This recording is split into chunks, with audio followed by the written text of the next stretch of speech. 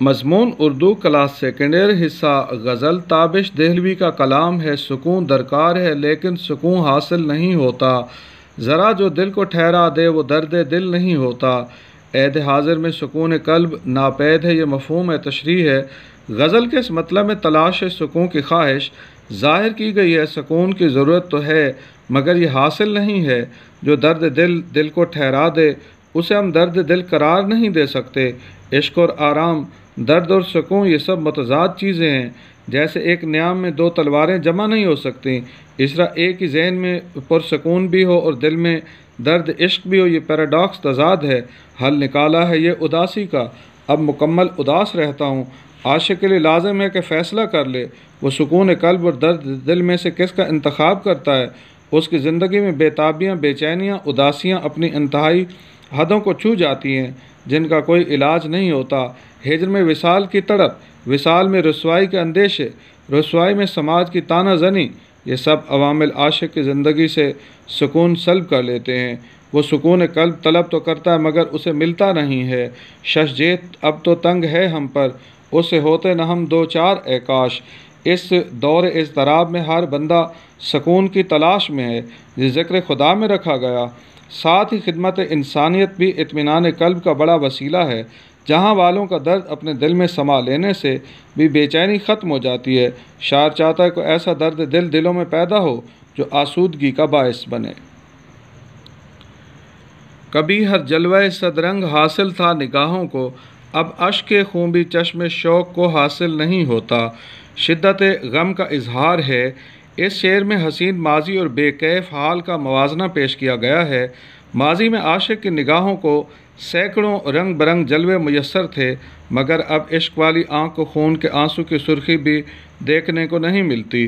عشق نے وجود عاشق سے خون نچوڑ لیا ہے، دل و جگر میں قطرہ خون باقی نہیں رہا، خون کے منبع خشک ہو چکے ہیں۔ یہی وجہ ہے کہ مظلوم عاشق کی زندگی سے لطافت ختم ہو چکی ہے۔ چشم خون بستہ سے کل رات لہو پھر ٹپکا، ہم یہ سمجھے کہ اے میر یہ آزار گیا۔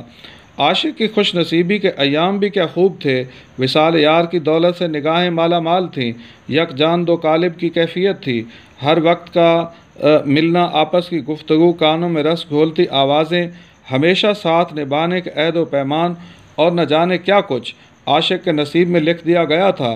مگر ایام بد نصیبی بھی عجب رنگ لائے۔ ہجر ہے، اذیتیں ہیں، محرومیاں ہیں، فاصلے ہیں، نالے ہیں، سب سے بڑھ کر زندگی کی چاشنی ختم ہو چکی ہے۔ عاشق ہجر کی خزاں کے بجائے بہار وصل چاہتا ہے۔ رنجش ہی سہی، دل ہی دکھانے کے لیے آ پھر سے مجھے چھوڑ کے جانے کے لیے آ۔ انسانی فطرت کا خاصہ ہے کہ بندہ ہر قسم کے حالات کا موازنہ و تجزیہ کرتا ہے۔ اگر ماضی خستہ حال ہو، حال آسودہ حال ہو تو حال اچھا لگتا ہے، اگر حال تباہ حال اور ماضی لطافتوں سے لبریز تو ماضی ہی حسین نظر آتا ہے۔ ماضی میں رنگ رنگ جلوے ہوں اور حال میں خوشی کا ایک لمحہ بھی نہ ہو تو بندہ مثل خواجہ میر درد بے اختیار کہہ اٹھتا ہے، زندگی ہے یا کوئی طوفان ہے، ہم تو اس جینے کے ہاتھوں مر چلے۔ ہر ایک کار تمنا پر یہ مجبوری، یہ مختاری، مجھے آسان نہیں ہوتا، تجھے مشکل نہیں ہوتا۔ عاشق بے بس اور محبوب صاحب اختیار ہے، بندہ مجبور اور رب مختار کل ہے۔ اس شعر میں عاشق کی بے بسی اور تصوف کے فلسفہ جب کی خوبصورت عکاسی کی گئی ہے۔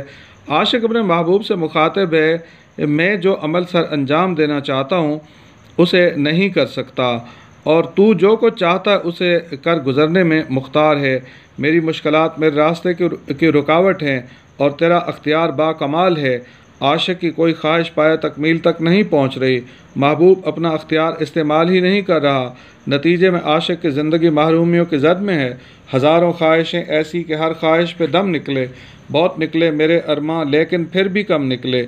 عاشق اپنے محبوب سے وصال چاہتا ہے، ہجر کا عالم اس کے لیے ناقابل برداشت ہے، اس میں عاشق کے پاس اختیار نہیں، وہ محبوب کی منشا کا محتاج ہے، اس کے ارادوں اور فیصلوں کے سامنے سر تسلیم خم کیے ہوئے۔